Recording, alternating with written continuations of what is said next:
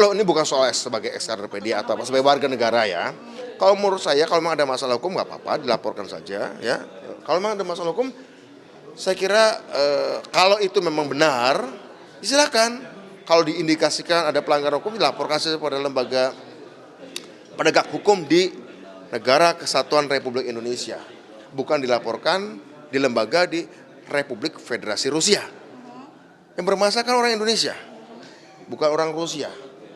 Ya kan? Yang bermasalah kan namanya Bambang, namanya Ahmad, namanya Agus, namanya Sri, namanya Ningsih yang bermasalah kan, bukannya namanya Sergei, Vladimir, Anatoli, ya, Alexander. Kalau memangnya bermasalah Indonesia, laporkan ke aparat penegak hukum negara kesatuan Republik Indonesia. Bukan dokumennya dibawa ke Republik Federasi Rusia. Apa hubungannya? Gak ada hubungannya. Kalau kita bicara hukum ya, karena kita bicara soal itu soal hukum. Jadi menurut saya nggak ada masalah, silakan laporkan saja. Kalau memang tidak ada kepercayaan ya tentu saja Pak Prabowo juga mengatakan jelas sekali soal korupsi. Ini berlaku untuk siapapun ya.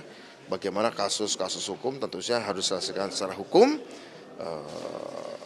Dan ya, aparat hukum kita ya kepolisian, ya